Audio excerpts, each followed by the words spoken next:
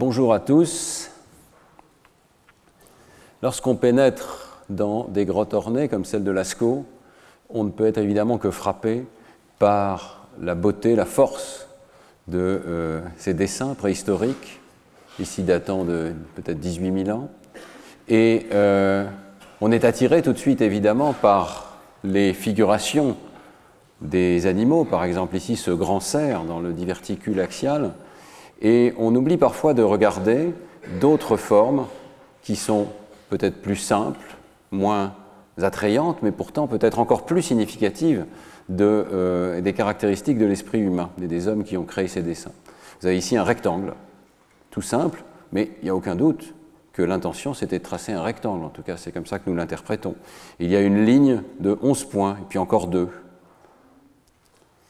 Et on appelle cela des signes, faute de mieux, c'est-à-dire, c'est une terminologie qui est due à la Belle-Breuil, des figures à forme géométrique qui contrastent avec les images naturalistes habituelles. Autrement dit, on peut faire une distinction entre des dessins iconiques, dont on reconnaît tout de suite ce qu'ils représentent, et puis des dessins qu'on peut appeler aussi symboliques, parce qu'ils ont l'air de renvoyer à autre chose, peut-être une simple forme géométrique ou peut-être un sens plus abstrait.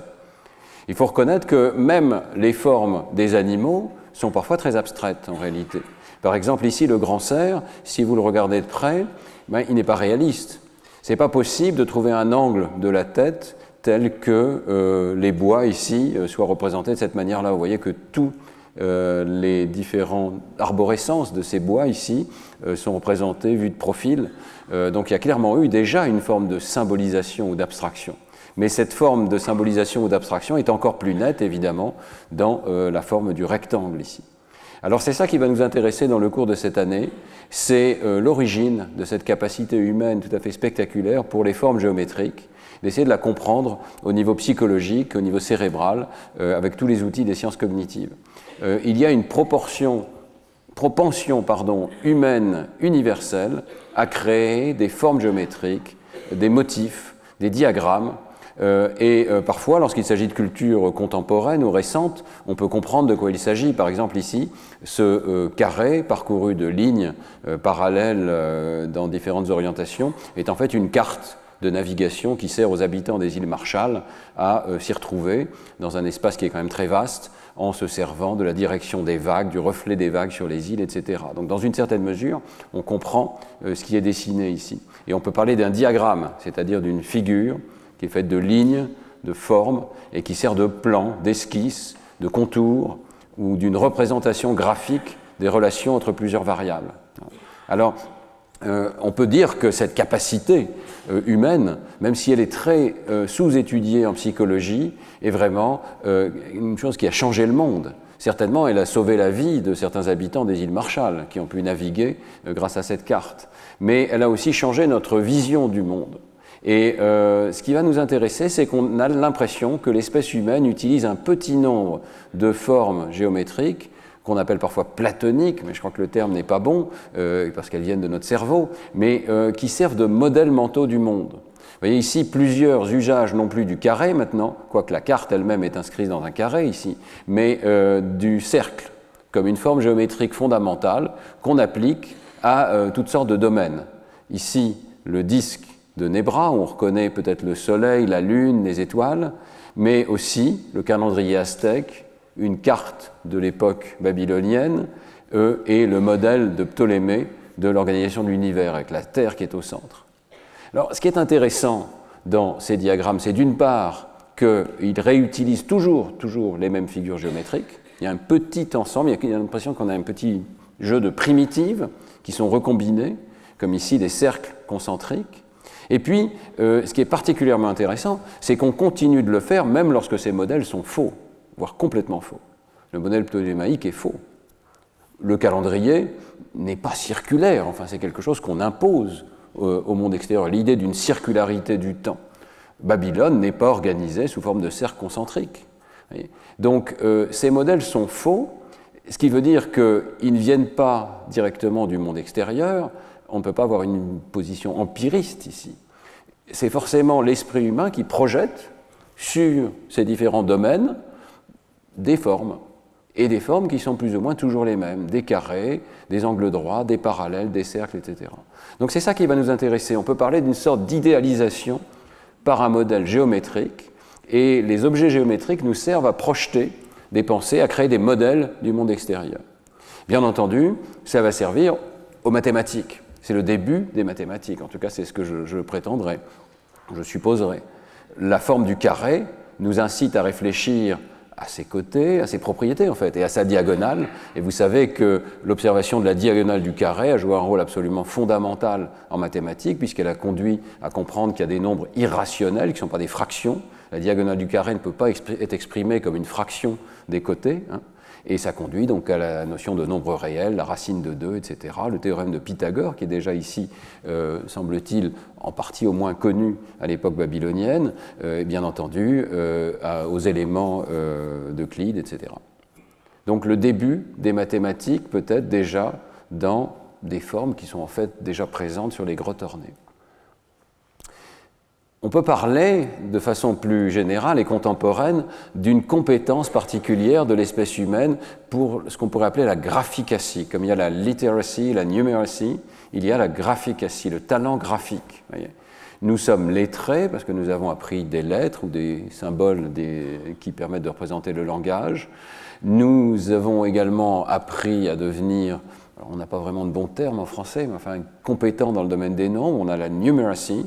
On a des symboles pour les nombres et pour compter, mais on a aussi des symboles culturels pour les graphiques. Et en fait, c'est un domaine culturel qui est assez négligé. Il n'est pas identifié, au même titre que les deux autres, comme quelque chose qu'on doit apprendre de façon très formelle, très précise à l'école, même si on l'enseigne. Et pourtant, ces trois domaines partagent beaucoup de caractéristiques. Ce sont tous les trois des inventions culturelles qui ont une évolution, qui progressent. Ce sont des représentations symboliques qui forment un langage graphique. Elles partagent des conventions de représentation, par exemple l'idée qu'il y a un axe des X et un axe des Y qui peuvent représenter des variables. Et on pourrait parler de recyclage neuronal. Vous savez que c'est mon idée, qu'on reprend des circuits anciens pour les transformer, pour leur donner des compétences culturelles nouvelles. Et ici, on a recyclé les circuits visuels pour percevoir extrêmement rapidement des variables qui sont très nombreuses. S'il fallait représenter toutes ces dimensions ici numériques sous forme d'un tableau de nombres, ce serait un très vaste tableau, très dur à percevoir. Mais ici, on est capable de percevoir d'un seul coup, en se servant, en recyclant la capacité de notre système visuel à percevoir plein de formes en parallèle et à percevoir les tendances générales. Il y a un apprentissage. Peut-être qu'il y a une compétence spontanée, on en parlera dans ce cours, mais il y a certainement un apprentissage qui se développe pour apprendre ces conventions culturelles et on les enseigne à l'école, tous ces domaines. Alors initialement, lorsque j'ai annoncé le cours il y a un peu plus de 6 mois, j'étais très ambitieux et je pensais pouvoir traiter à la fois le sens des formes géométriques et puis aller jusqu'à cette notion de graphique et la perception des graphes mathématiques. Je me suis rendu compte que c'était trop pour un seul cours, donc on parlera l'an prochain de cette compétence spécifique pour la représentation de relations entre des variables mathématiques, les graphiques au sens mathématique du terme. Mais cette année, je resterai sur le domaine de la perception des formes géométriques les plus simples, les triangles, les carrés, les cercles, et de leur origine dans le cerveau et dans la cognition.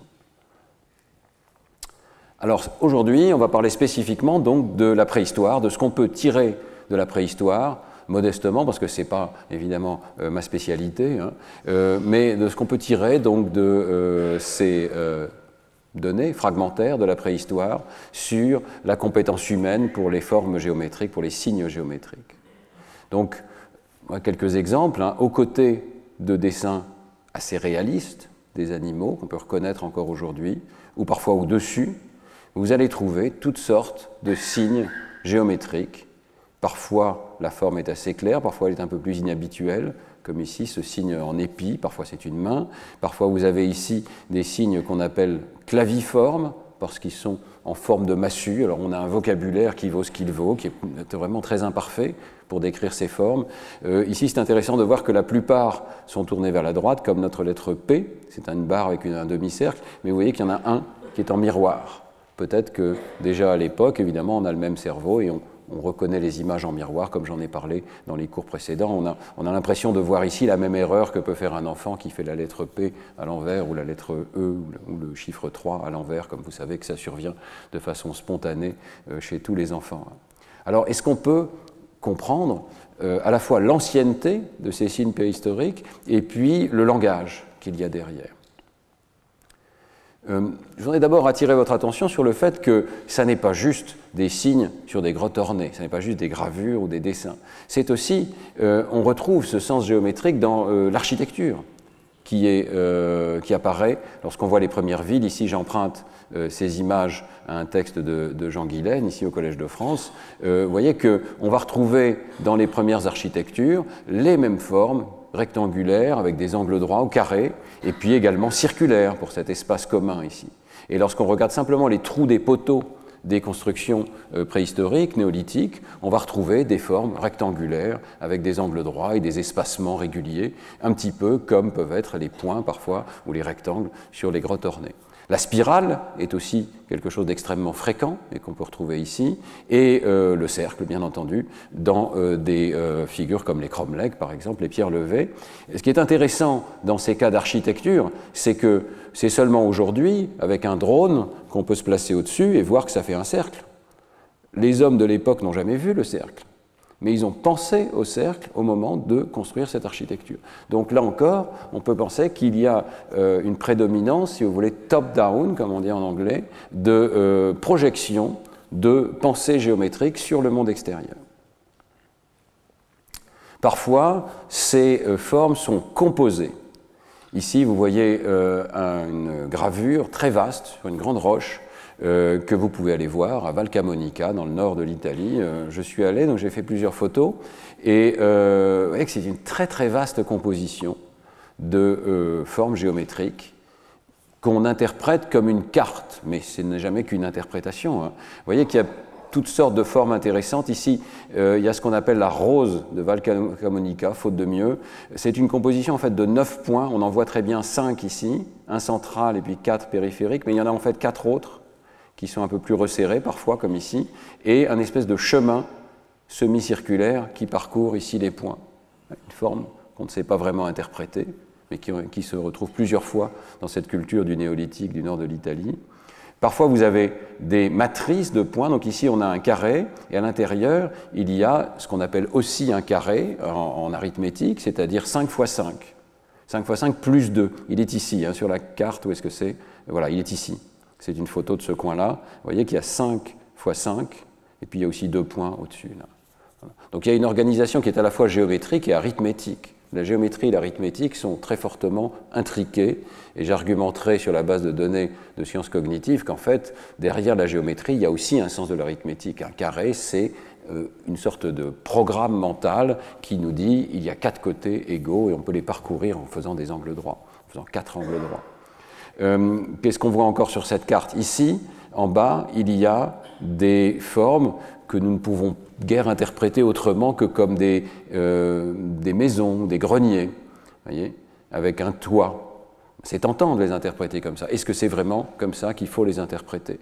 On interprète ceci comme une carte avec des champs, avec des chemins, avec des rivières, mais la vérité c'est qu'on n'a pas retrouvé exactement de correspondance, à ma connaissance, avec l'environnement immédiat de cette carte, donc c'est pas facile d'interpréter. Mais au moins sur le plan géométrique, on peut dire, ce sont toujours les mêmes formes qui reviennent, une subdivision de rectangles, de triangles, de lignes droites parallèles ou pas. L'histoire des cartes, j'ai essayé de rendre ce cours le plus à jour possible, et il y a au moins un cas où c'est très convaincant qu'il existe une carte, que les hommes du néolithique ont créé une carte de leur environnement. C'est le cas des cerfs-volants du désert. Alors, je ne sais pas si vous connaissez les desert kites, les cerfs-volants du désert, c'est une structure néolithique absolument impressionnante. Ce sont des structures archéologiques qui sont faites d'alignements de pierres, qui forment des petits murets, et qui sont de taille gigantesque. Vous voyez ici des vues aériennes, bien entendu les hommes de l'époque n'ont jamais vu ça, c'est constitué de lignes qui servent probablement à canaliser les animaux, et qui peuvent être assez droites, comme ici, qui peuvent faire entre quelques centaines de mètres et jusqu'à 5 km. 5 km.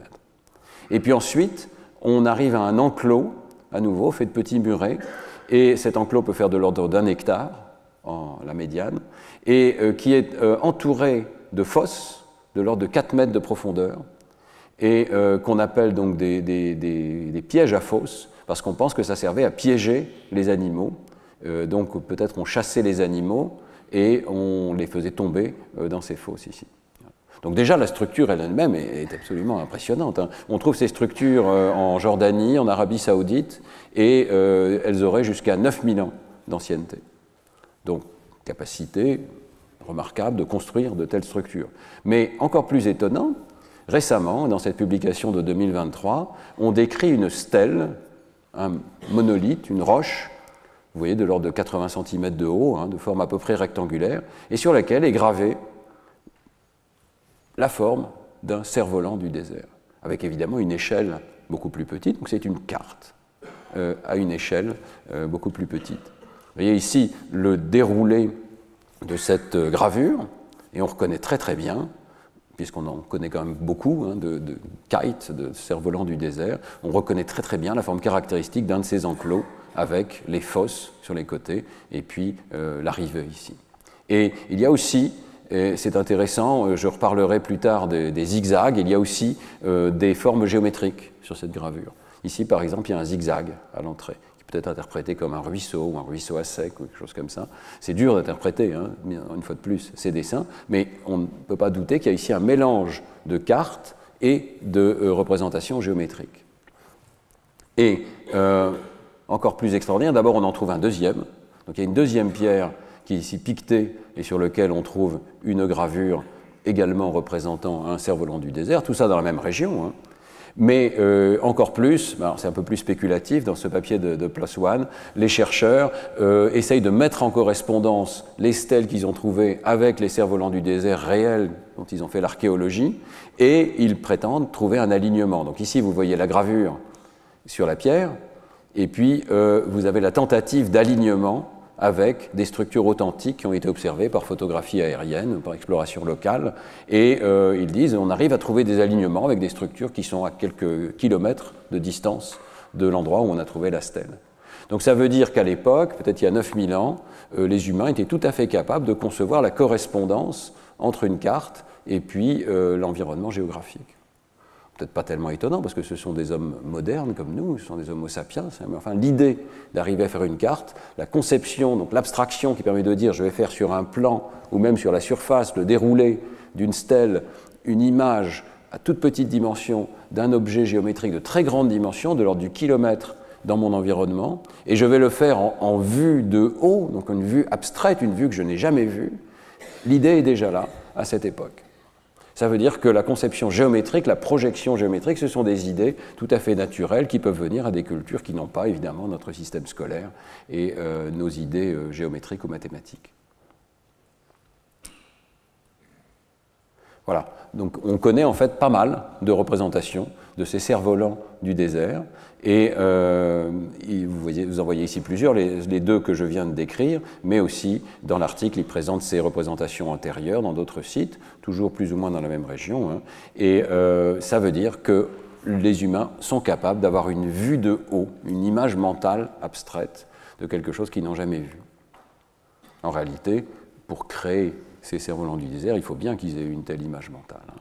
Mais c'est remarquable de voir qu'on peut la retrouver gravée sur une pierre. Alors, on va remonter dans le temps. Dans les prochaines diapositives, je voudrais vous montrer qu'en fait, il y a une très grande ancienneté de ce sens géométrique et que peut-être, essentiellement, ce sens géométrique coïncide avec l'apparition de l'espèce humaine. Alors, si on oublie donc la notion de carte, mais simplement si on regarde les gravures, et les gravures non figuratives de forme géométrique, d'abord, il faut savoir que c'est la première chose qu'on trouve, hein. On ne trouve pas des représentations réalistes, iconiques. La première chose qu'on trouve dans la préhistoire, ce sont des représentations géométriques, toujours. Et ici, vous avez des gravures donc, sur des œufs d'autruche qui ont été retrouvés dans la région du Cap.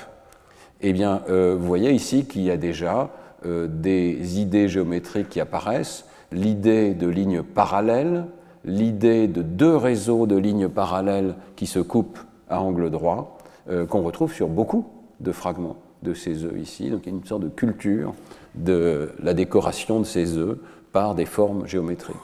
Ça n'a vraisemblablement aucun usage particulier, sinon un usage décoratif ou peut-être d'identification culturelle, mais c'est déjà une forme d'idée géométrique. 60 000 ans. On remonte encore un petit peu dans le temps, toujours en Afrique du Sud. Il y a cette série de publications remarquables de Henshill Wood avec Francesco D'Erico en France et plusieurs autres collègues qui décrivent un atelier de traitement de l'ocre il y a entre 70 000 et 100 000 ans avant notre ère. Et sur certains de ces bâtons d'ocre, donc qui servaient vraisemblablement à décorer soit le corps humain, soit d'autres objets, peut-être à dessiner sur les parois également, et bien sur certains d'entre eux, on trouve, là encore, des signes géométriques. Ces signes géométriques sont particuliers. Vous voyez qu'on trouve des lignes qui sont parallèles à l'axe principal de cet objet ici. Il y a deux objets qui portent ces lignes, donc c'est la rareté évidemment de ces découvertes. Mais vous voyez le premier objet ici en haut et le deuxième ici. Et puis on va voir encore quelques autres après.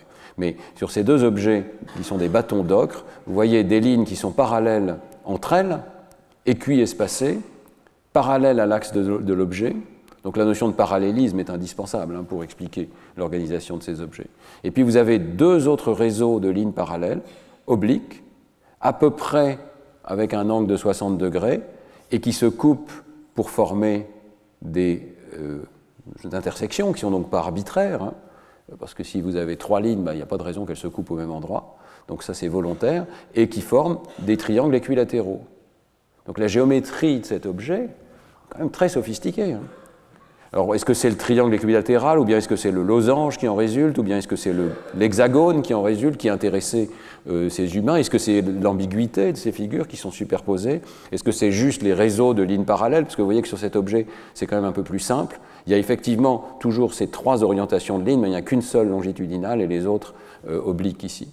On ne sait pas ce qui est intéressé. Est-ce que c'est juste la décoration? Est-ce que c'est déjà un attrait pour la géométrie? Mais ce dont on est sûr, c'est qu'il y a une sorte de culture de ces formes géométriques, parce qu'on retrouve également la même sorte d'organisation sur quelque chose qui a été dessiné précisément avec de l'ocre rouge, sur un morceau de pierre dans lequel on voit, vous voyez, ce dessin qui est, alors là, vraiment très rudimentaire, mais vous imaginez que ça date de plusieurs dizaines de milliers d'années. Et donc, dans les mêmes couches archéologiques, vous avez ici une trace de ce réseau vertical, oblique et oblique dans l'autre sens, à peu près, avec des angles qui ressemblent à celui de l'ocre que je viens de vous montrer. Donc, il y a, dans cette culture, à l'époque, déjà, la notion d'une organisation géométrique. Alors je remonte encore dans le temps, puis j'ai essayé de regarder ce qui venait de sortir dans l'année écoulée. Il y a un article tout récent dans Nature qui est apparenté, disons, à notre sujet, puis qui est intéressant aussi par son antiquité. C'est la découverte d'une construction en bois, de plusieurs outils en bois et d'une construction en bois, une croix, le signe de la croix, déjà il y a 476 000 ans. 476 000 ans, ça veut dire probablement avant Homo sapiens. Alors c'est à côté du lac Tanganyika, dans les chutes de Kalambo, vous trouvez cet objet. Ce sont deux morceaux de bois. Ils sont préservés. Vous savez que normalement on ne trouve jamais d'objets en bois. Donc les cartes des îles Marshall, si elles existaient, ne fût-ce qu'il y a quelques milliers d'années, on ne les trouve pas pratiquement. Il faut des conditions tout à fait exceptionnelles pour que le bois soit préservé. Ici, c'est une zone d'humidité absolument constante, parce que c'est à côté des chutes de la rivière ici, et donc on trouve des objets en bois. Et ces objets en bois, celui-ci en particulier est intéressant parce que c'est clairement une construction, donc il y a déjà un assemblage, c'est un outil, si on peut dire, ou une construction composite, avec deux morceaux de bois qui se croisent pour former cette espèce de croix ici, et avec une encoche qui a été délibérément pratiquée pour qu'on puisse assembler ces deux morceaux de bois, avec également des traces de grattage et de mise en forme des extrémités ici, et qui est interprété, mais c'est très spéculatif évidemment, comme une partie d'une plateforme qui servait peut-être à se placer au-dessus de l'eau, puisqu'ici il y a beaucoup d'eau. Donc 476 000 ans, plus ou moins. Hein. Donc ça veut dire probablement, très probablement avant Homo sapiens.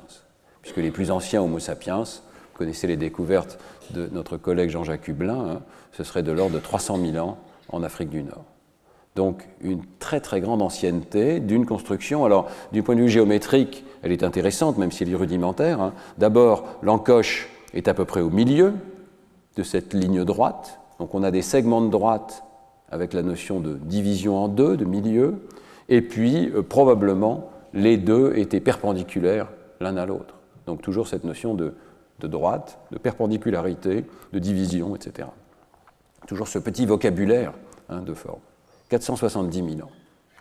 On peut remonter encore plus en arrière, et il y a 540 000 ans, à peu près, avec toutes les difficultés de datation, mais enfin ça a l'air d'être à peu près accepté, on trouve un coquillage sur l'île de Java qui porte ces marques que vous voyez ici, un zigzag. Un zigzag partiel. Voyez. On parlera du zigzag, parce qu'on l'a étudié au laboratoire. Qu'est-ce qu'il faut comme faculté cognitive pour produire un zigzag? Ça a l'air de rien. D'abord, c'est intéressant de voir que les archéologues qui trouvent un artefact comme celui-là sont certains que c'est humain. Il n'y a pas d'autre espèce animale qui est capable de faire des gravures de ce type-là. Et ça ne peut pas être dû à des procédures d'usure, je ne sais pas quoi. C'est humain. On verra que les données de sciences cognitives sont en accord avec cette idée-là, parce qu'il n'y a pas d'autre espèce animale qui soit capable de faire des formes géométriques, qui le fasse même lorsqu'on les entraîne, même lorsqu'on leur donne des outils, etc. Et puis, on sous-estime peut-être, parce qu'on comprend tout de suite, la complexité de ce que c'est qu'un zigzag. C'est un réseau de lignes parallèles, avec deux axes différents, et à peu près la même longueur de tous ces traits. Donc ça veut dire qu'il y a une notion d'égalité des longueurs, et une notion d'alternance entre des angles dans une direction, des angles dans une autre direction. On verra qu'il faut un petit programme pour faire un zigzag, et que ça n'est pas quelque chose de naturel, ce n'est pas quelque chose d'aussi facile que ça en a l'air. C'est facile pour nous, parce que nous sommes des êtres humains, mais il y a déjà quelque chose qui est en fait géométrique. 540 000 ans. Puis alors si on remonte un peu plus en arrière, je pense que vous connaissez tous l'existence évidemment des bifaces. Je m'appuie ici sur un article de Le Temps Horaire qui a exploré un site où on en trouve plusieurs dizaines de milliers de bifaces.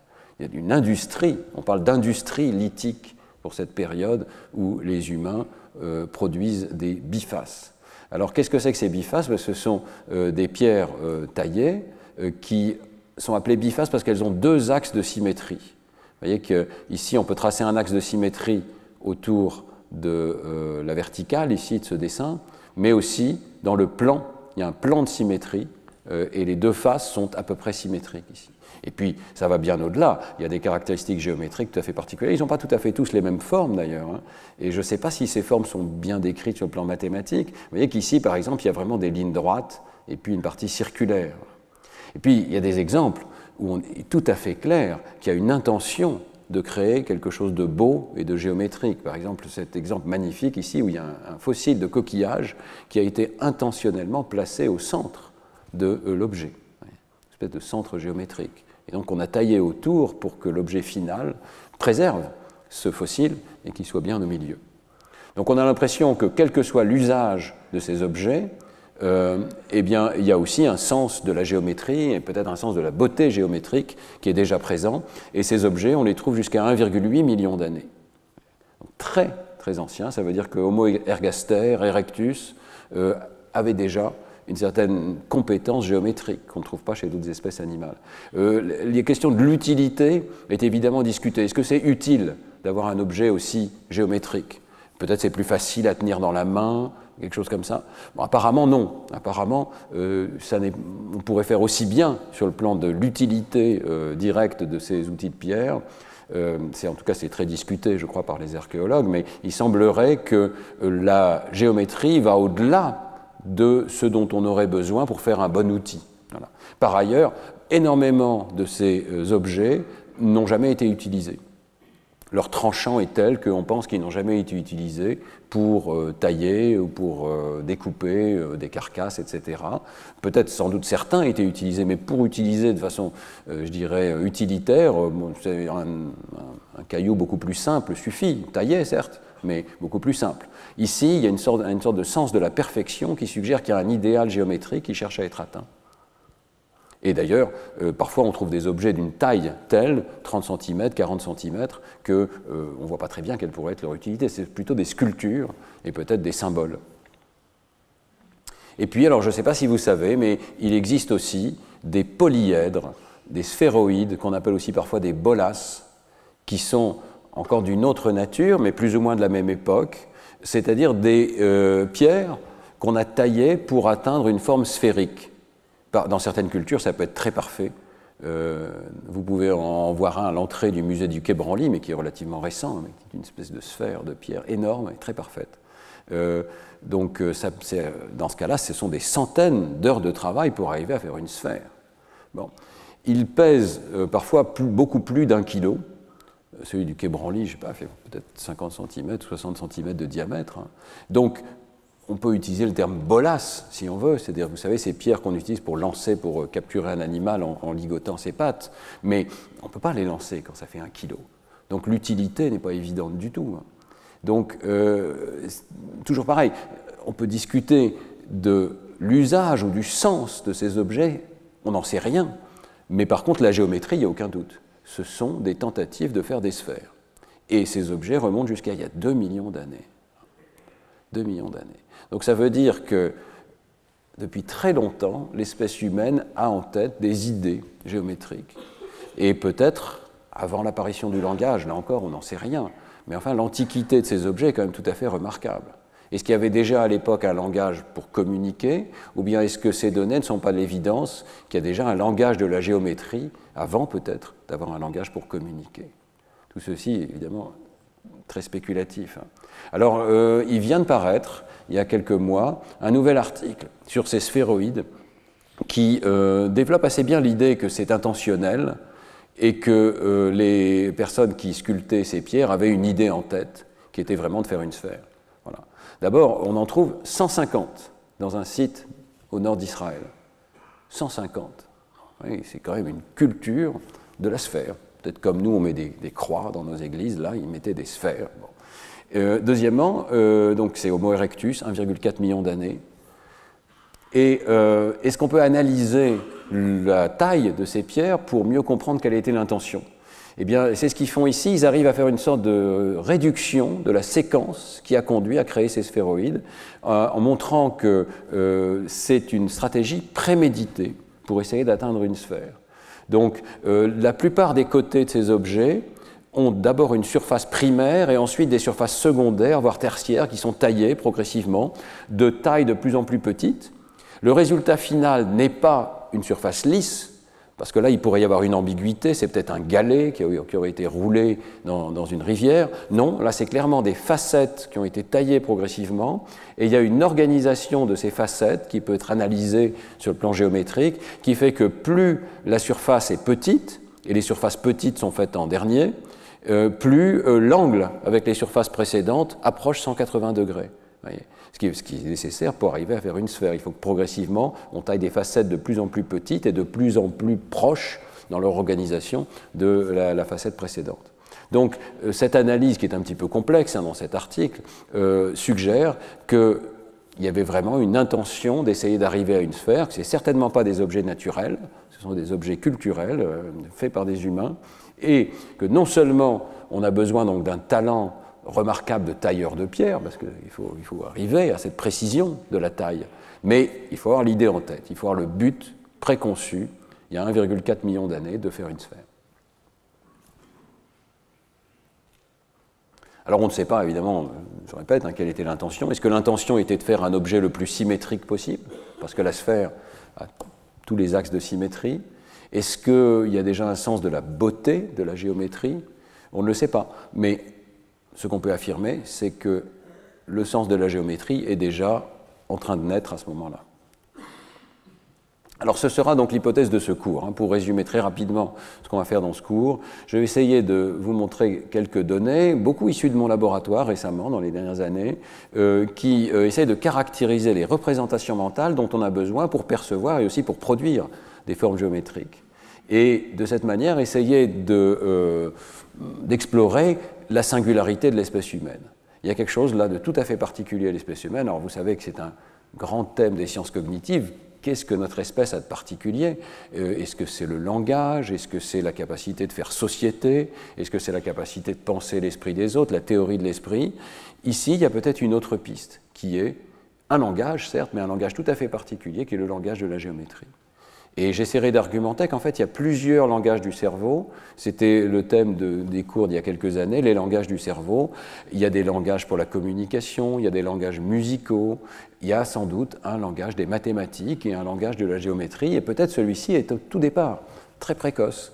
Et finalement, c'est cette capacité de composition qui est peut-être particulière à l'espèce humaine. Donc je proposerai que tous les humains ont un langage de la géométrie avec à la fois des primitives, très élémentaires, qui sont peut-être partagés avec d'autres espèces animales, mais aussi une syntaxe, une capacité de composer ces formes, voilà, pour faire des formules.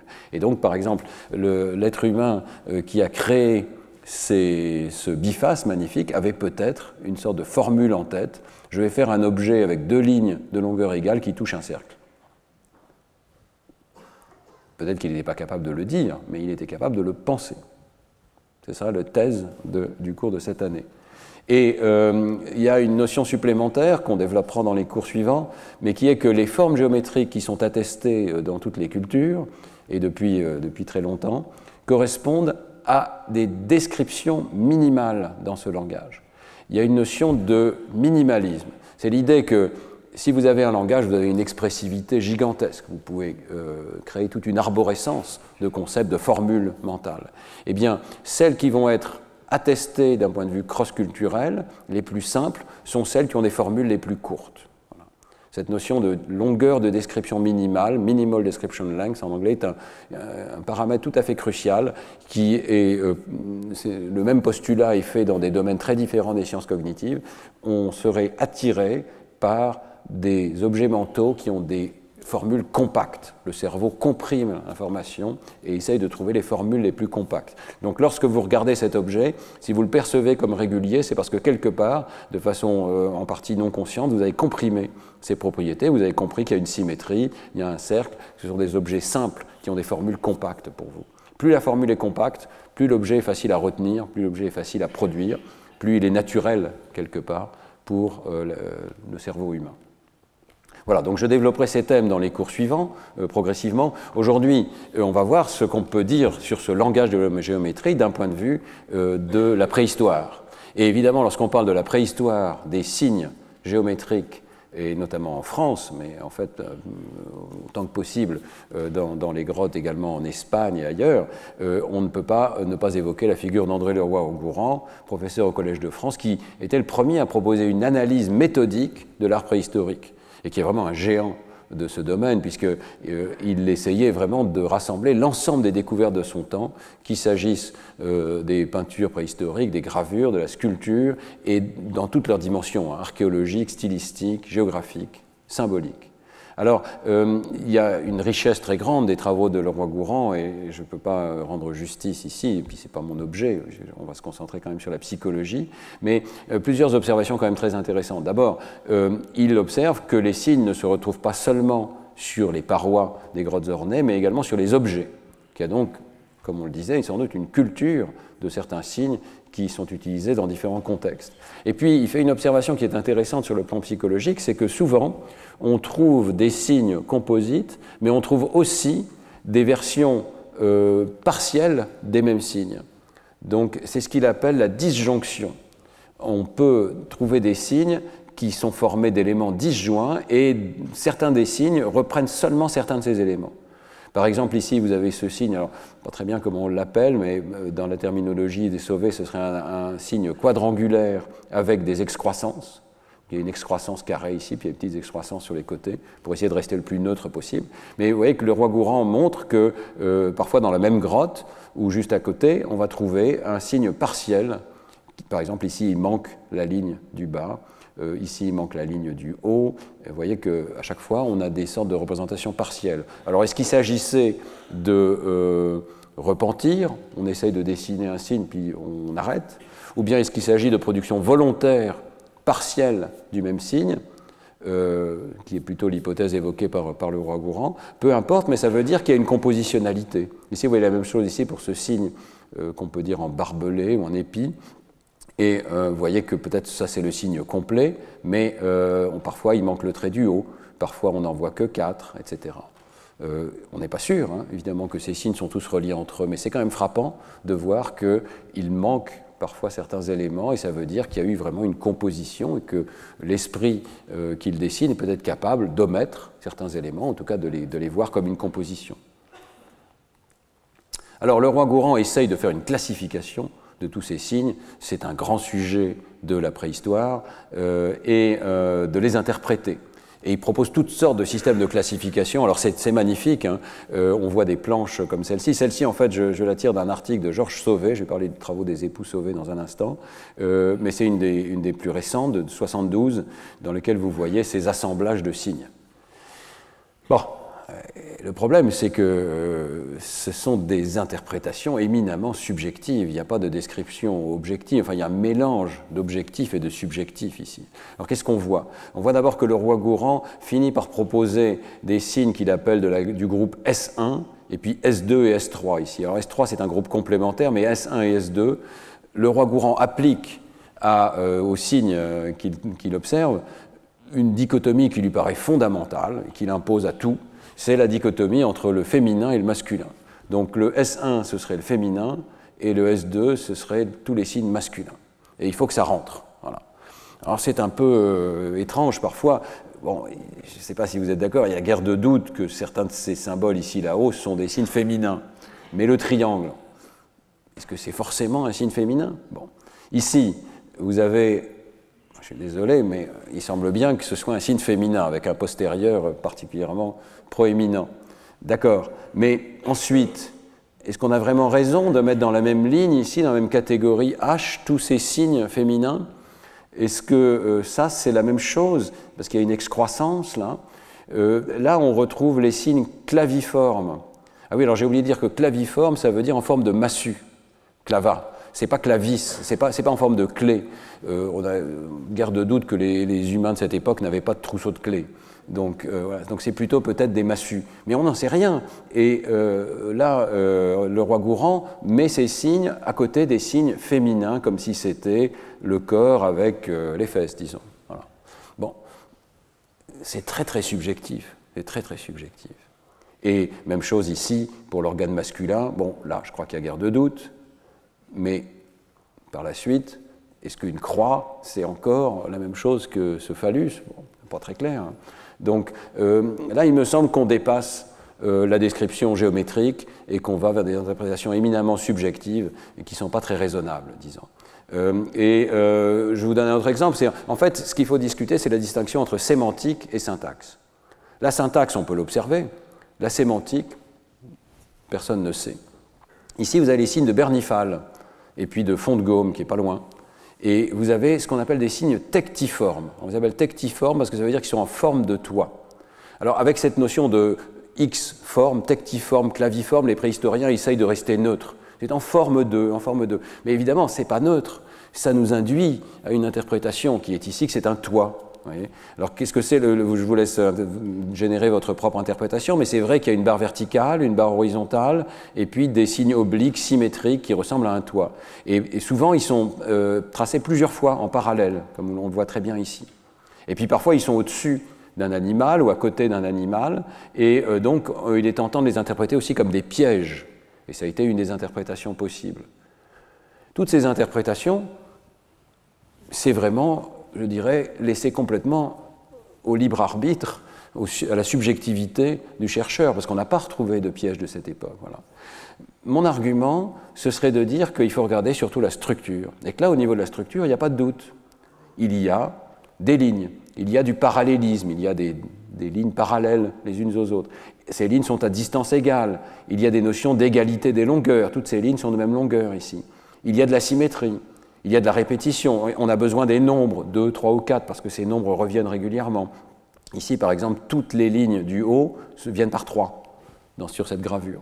Donc on a besoin d'un petit vocabulaire aussi de cercle, de demi-cercle pour ce dessin-ci. On a besoin d'un vocabulaire géométrique, ça, il n'y a aucun doute, c'est donné dans la figure géométrique elle-même. L'interprétation, personne ne sait. Et on verra que cette petite liste de formes géométriques suffit à générer la totalité, la quasi-totalité des figures qui sont utilisées dans les cultures du monde. Alors, cette position que je développe, de regarder plutôt la syntaxe que la sémantique, c'est celle, je crois, de Georges et Suzanne Sauvé, avec leur collaborateur André Wlodarczyk, qui propose une sémiologie de la préhistoire. Vous voyez que ce sont des articles déjà anciens. Ils argumentent que c'est probablement impossible de déchiffrer le sens, et que cette opposition binaire entre féminin et masculin est beaucoup trop simpliste, mais qu'il faut essayer simplement de créer une typologie des signes en fonction de leur géométrie. Et il propose également un système, là, dans cet article de 77, avec 12 clés, mais ils essayent de faire des clés qui soient simplement descriptives. Alors vous voyez ici la liste, qui est en anglais, mais vous pouvez traduire très facilement. Il y a des triangles, vers le haut, vers le bas, des cercles et des ovales, des quadrilatères typiques, et puis des quadrilatères avec des excroissances, comme ici.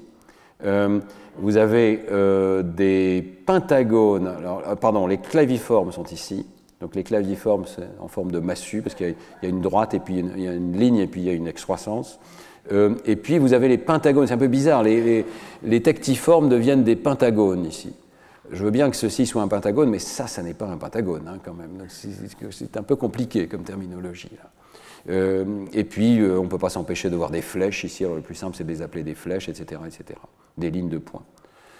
J'aime beaucoup ces diagrammes, parce que ça nous permet de rassembler énormément de données et d'essayer de les comprendre. Mais la classification est toujours problématique. Toujours problématique. Mais les époux Sauvé mentionnent le problème du sens. Ils évoquent la possibilité qu'on a de regarder dans d'autres cultures, de comparer la préhistoire et l'ethnologie ou l'ethnographie. Mais ils attirent l'attention sur le fait que dans bien des cas, il y a une ambiguïté considérable dans différentes cultures. Donc par exemple, admettons que ce signe soit un signe féminin, ça a l'air d'être le cas dans beaucoup de cultures et c'est assez naturel. Mais même ce signe très simple, est-ce que c'est un arbre, du blé, de l'herbe, est-ce que c'est juste des branches, est-ce que ça pourrait simplement vouloir dire diviser, comme c'est le cas dans l'écriture sumérienne par exemple. Ces rectangles, c'est souvent interprété comme des champs, d'autant qu'ils sont parfois coloriés. Mais on voit que dans d'autres cultures, ça peut être un lac, la mer, des vêtements. Oui, peut-être parce que c'est des morceaux cousus ensemble, tissés ensemble. Donc, ça veut dire qu'en fait, même en regardant les données ethnographiques, on n'arrive pas à savoir, il y a encore une ambiguïté beaucoup trop grande sur l'interprétation du sens de ces symboles. Et le texte est très clair, cette voie n'est donc qu'une impasse. N'essayons pas de trouver le sens de ces objets, mais regardons leur forme. Et donc il suggère qu'il y a une syntaxe, et c'est vraiment un article extrêmement intéressant parce qu'ils essayent de déterminer la syntaxe de ces dessins préhistoriques. Alors d'abord ils disent on peut souvent analyser et décomposer les signes en sous-composantes. Beaucoup des signes sont composés de parties multiples qui utilisent des opérations telles que les hachures. Vous voyez que par exemple on trouve des rectangles vides, comme je vous ai montré à Lascaux, puis on trouve des rectangles avec des hachures.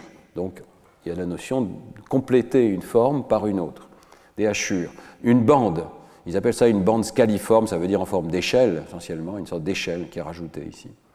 Coupée en deux, ou coupée en trois, que parfois, ici, on découpe. On peut découper dans le sens longitudinal, en deux, ou on peut découper dans le sens perpendiculaire, en deux, en trois. Ajouter une excroissance. Donc voilà, ici, vous avez des excroissances supplémentaires. Et puis, parfois, beaucoup de ces opérations sont combinées. Et vous arrivez à des représentations comme celle-ci, parce qu'on a rajouté plusieurs échelles perpendiculaires les unes aux autres. Donc il y a une forme de syntaxe. Des signes complexes peuvent être composés de plusieurs applications de ces opérations élémentaires. Et surtout, alors il suggère qu'il y a 3 opérations de base dans cette syntaxe. Et j'ai trouvé ça extrêmement intéressant parce que ça converge, vous le verrez dans les cours suivants, exactement avec ce qu'on a postulé sur une base de sciences cognitives contemporaines.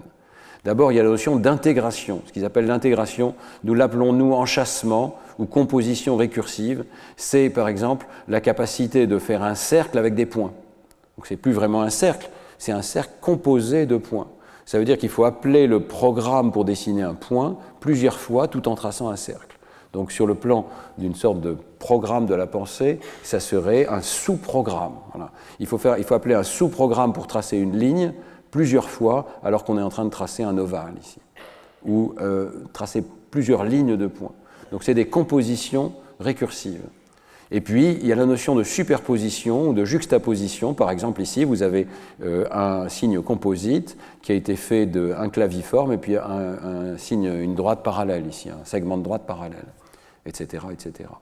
Donc, intégration, superposition et juxtaposition seraient les fondements de la composition dans l'art préhistorique. Ce qui est amusant, c'est qu'ils oublient quelque chose de tellement élémentaire qu'ils l'oublient, c'est la répétition. La plupart du temps, la composition des signes, c'est simplement la répétition du même signe, par exemple des barres parallèles les unes aux autres.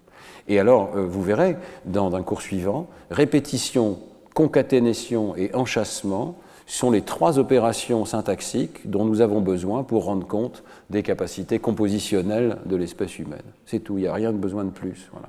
C'est très élémentaire, et ce sont peut-être les mêmes opérations qui créent des structures dans d'autres langages, comme le langage musical ou peut-être le langage de la communication. Donc on a affaire à des toutes petites opérations élémentaires qui suffisent, par leur application récursive et répétée, à rendre compte de tous ces signes. Donc ça, c'est l'article de 77 des époux Sauvé. Je trouve très intéressant parce qu'on a déjà là la notion de syntaxe et de langage. Je voulais vous parler encore de deux articles récents, puisque j'essaye de rendre ce cours le plus à jour.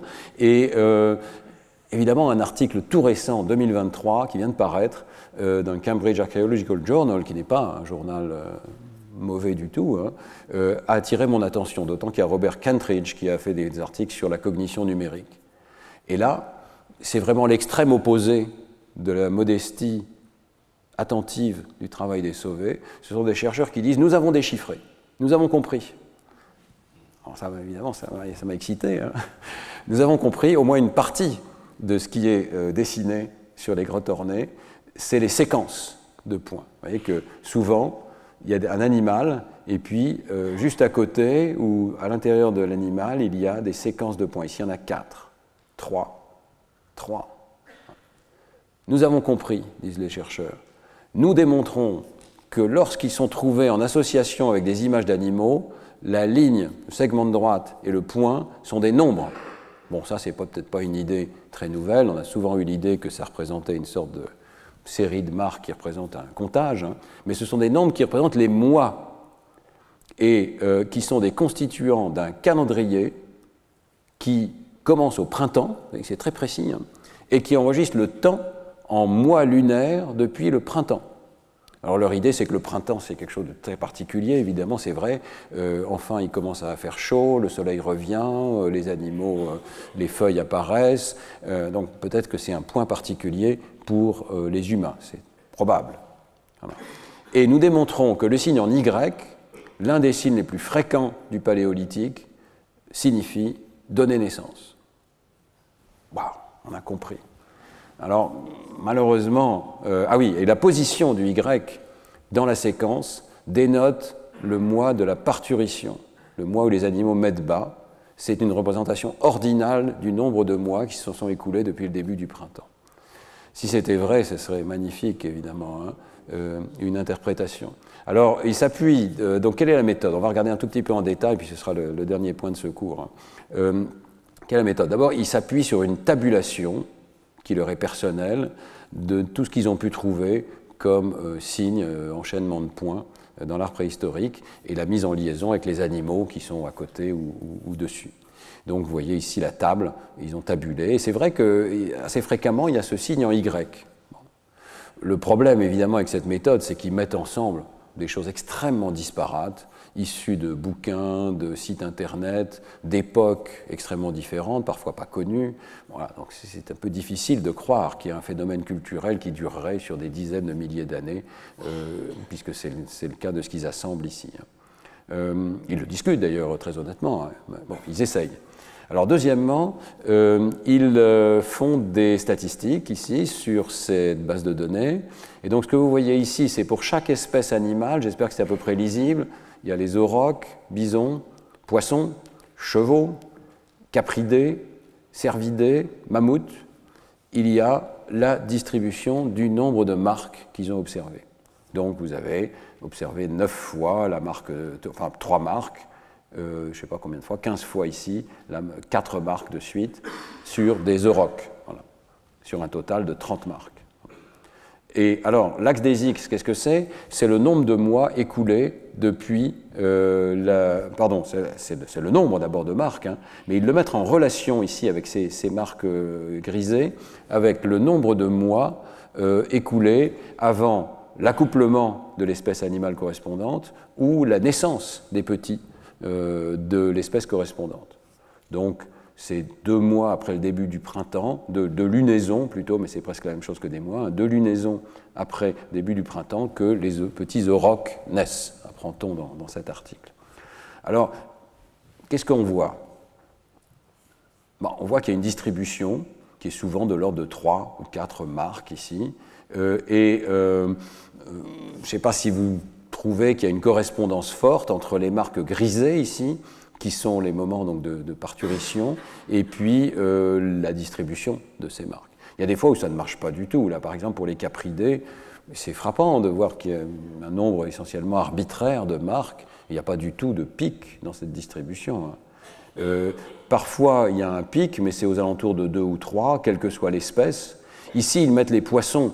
Alors, pour les poissons, ils mettent la période du frai, ici. Les œufs, les poissons lâchent leurs œufs. Bon, mais donc là, peut-être, il y a une certaine coïncidence. C'est un peu plus tard, la distribution est un peu plus vers la droite que pour les autres espèces animales. Ici, par contre, pour les cervidés, bon, en général, c'est dans les mois du printemps hein, que naissent les animaux. Et là, pour les cervidés, il se trouve qu'on a plein de marques de l'ordre de 6, 7, 8 ou 9 marques successives, donc ça ne colle pas du tout avec leur hypothèse. Bon. La première chose que j'aurais fait si j'avais ces données, ce serait d'abord de tester si effectivement le nombre de marques diffère suivant les espèces animales, mais ils ne font pas ça. On a l'impression que ça diffère, hein, que ici pour les cervidés, il y a un nombre de marques plus important, ce qui est en soi une observation, pourquoi pas. Voilà. Mais alors, ce qu'ils font à la place, c'est vraiment une erreur statistique. Je voulais attirer l'attention là-dessus parce que c'est vraiment un peu étrange. Normalement, le nombre d'observations, il est ici. On a 30 observations et il faudrait faire une corrélation, une régression entre le nombre qui a été observé, j'ai observé des 1, des 2, des 3, etc., 30 fois, et puis combien de fois ça colle avec la valeur 2, et ici avec la valeur 3 ou 4 ou 5. Je devrais faire une régression. Ce n'est pas ce qu'ils font. À la place, ils font une analyse qui prend cet histogramme et qui essaye de prédire une marque 0 ou 1, donc c'est la variable dépendante ici, 0 ou 1, suivant que le mois 1, 2, 3 ou 4 est un mois de parturition. Donc ici, par exemple, il y aurait un 1 pour le mois 2 et des 0 partout ailleurs. Et ils font une régression sigmoïde où ils essaient de prédire cette variable en fonction du nombre d'observations. Et ils disent on y arrive, c'est significatif, je peux prédire où est-ce qu'il y a des cases grisées foncées ici à partir du nombre de points qui ont été observés sur les gravures. Le problème, c'est que ça ne va pas du tout, cette analyse, parce que ça prend en compte, par exemple, le fait qu'il n'y a pas du tout de grand nombre qui sont observés, par exemple pour les aurochs, et bien entendu, il n'y a pas d'auroch qui naît 9 mois après le printemps. Donc, ça n'est pas du tout une analyse qui permet de vérifier la coïncidence précise avec la parturition, mais seulement une sorte de très vague corrélation entre les pics, qui ont tendance à être tous des nombres assez petits, et puis les moments de naissance des animaux, qui, par construction, sont des nombres assez petits parce qu'on a décidé de compter à partir du printemps. Ouais. Si on avait décidé de compter à partir d'un autre moment, ben, ce serait différent. Donc tout ceci est quand même très très artificiel. Il y a beaucoup de choix qui sont faits, et ce choix statistique en particulier, il est vraiment faux, parce que le nombre de degrés de liberté de cette analyse statistique n'est pas le bon nombre de degrés de liberté. C'est un nombre arbitraire qui est le nombre de catégories, ici, sur l'axe des X. Et puis alors, ça se complique encore un petit peu avec l'histoire du Y. Donc là, vous avez des exemples de signes en Y. C'est vrai que c'est un petit peu frappant qu'il peut y avoir un signe en Y au milieu d'une série ici. Alors, ils essayent de compter à quel endroit se trouve ce signe en Y. Il y a une première décision qui est arbitraire, qui est ici, je vais dire que c'est la position 2, ou je vais dire que c'est la position 7. Il faut que je décide si je pars de la gauche ou si je pars de la droite. Alors, ils décident de partir dans le sens de l'animal. Pourquoi pas? C'est peut-être pas idiot. Enfin, c'est quand même une décision très arbitraire, là encore. Et puis, il faut arriver à dire dans quel sens est l'animal. Il paraît qu'ici, c'est un capridé, je crois, voilà la légende, c'est un chamois de la Bastide. Mais au moins, sur ce dessin, c'est pas facile de dire que c'est un chamois. Alors, avec toutes ces décisions, donc ils arrivent à l'idée que, par exemple, ici, dans la grotte pair-non-pair, le signe du Y est en position 3 dans une séquence de 3. D'accord ? Ici, il est en position 1 dans une séquence de 1. C'est bizarre, ça aussi, parce qu'il n'y a pas de séquence du tout, en réalité. Hein. Il y a un symbole, mais bon. Donc il est en position 1 dans une séquence de 1. Ici aussi. Voilà, ça, c'est à Lascaux, et ça, c'est à Sotarizza. Et puis ici, donc, un chamois de la Bastide, où on décide que c'est en position 2 sur une séquence de 7.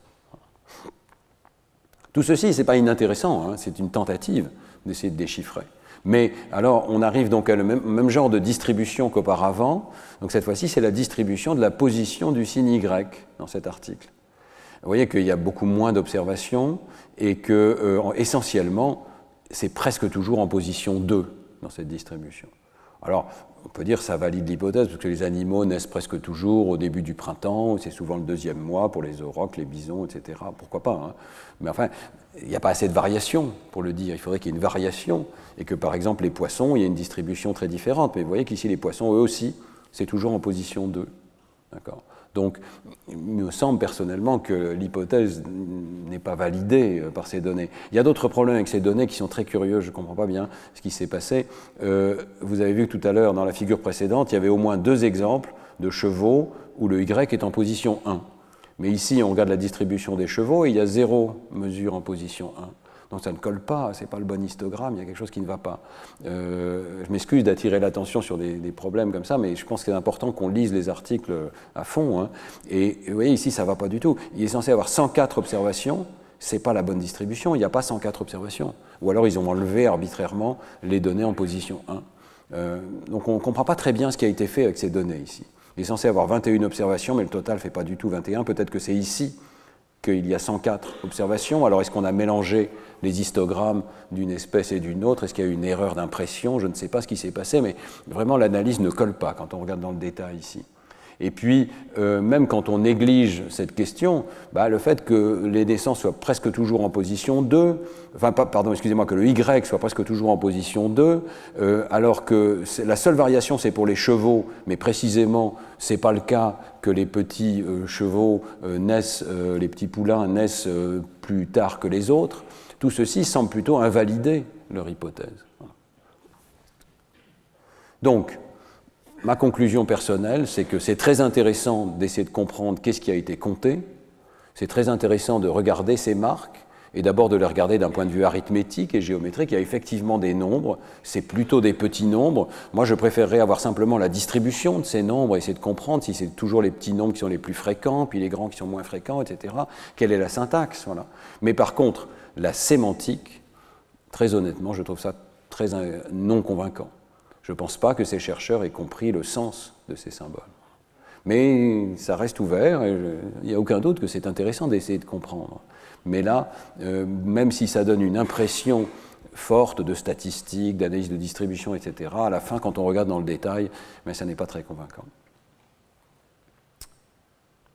Alors je termine en mentionnant, si ça vous intéresse, non seulement il y a ces articles un petit peu anciens de Leroy-Gourhan, il y a ces données des épouses sauvées, mais il y a aussi un article assez récent qui est dans une revue qui publie juste les données scientifiques, les scientific data, ça s'appelle Nature Scientific Data, et il propose une base de données des signes géométriques.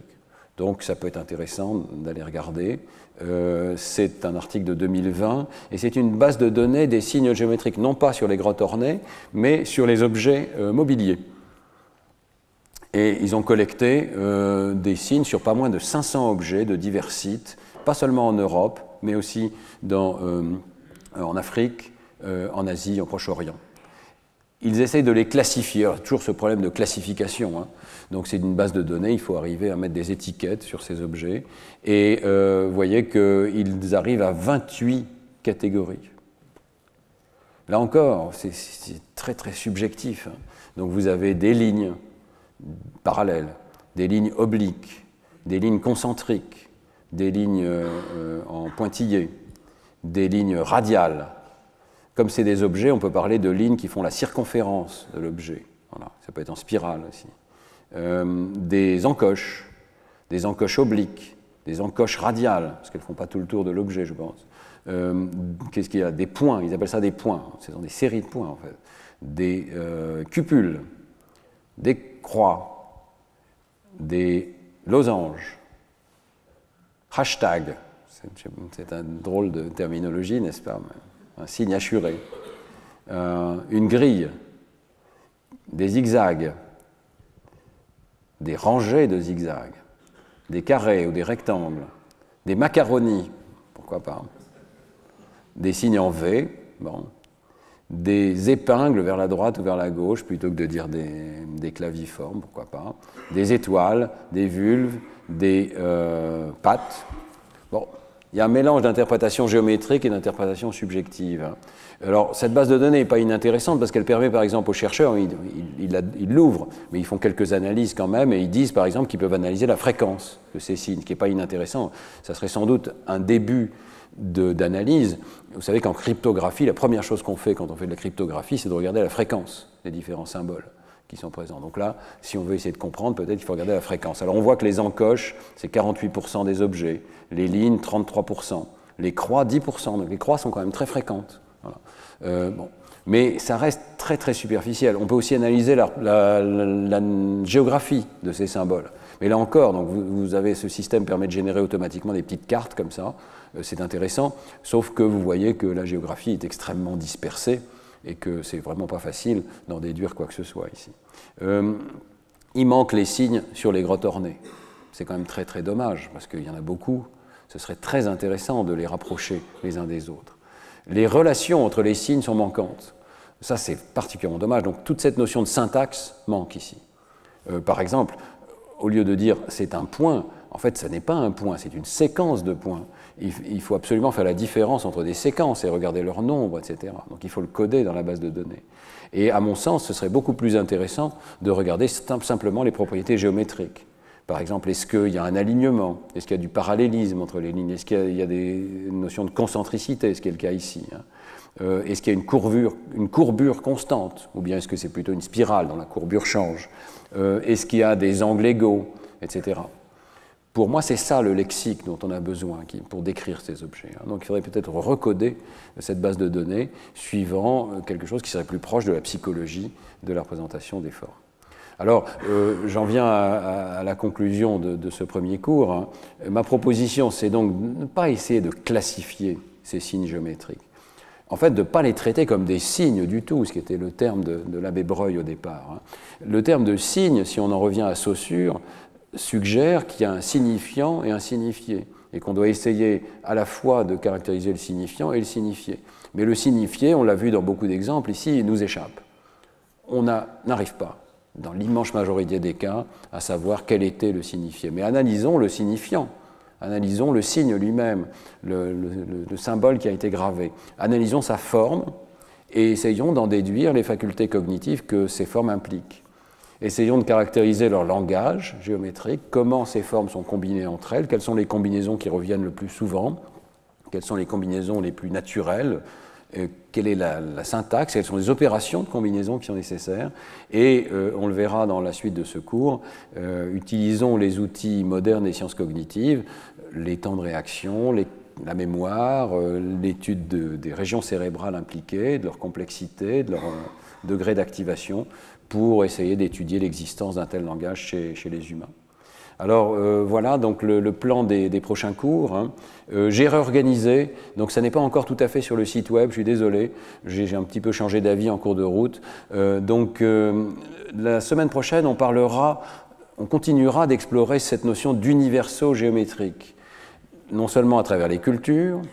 Est-ce que ça existe chez d'autres espèces animales? Le peu de données dont on dispose sur les dessins chez d'autres espèces animales, d'autres espèces de primates non humains. Et puis, inversement, l'extraordinaire capacité des jeunes enfants, très tôt, spontanément, avec une abstraction intéressante, de créer des dessins géométriques. Donc, qu'est-ce qu'on sait des dessins d'enfants?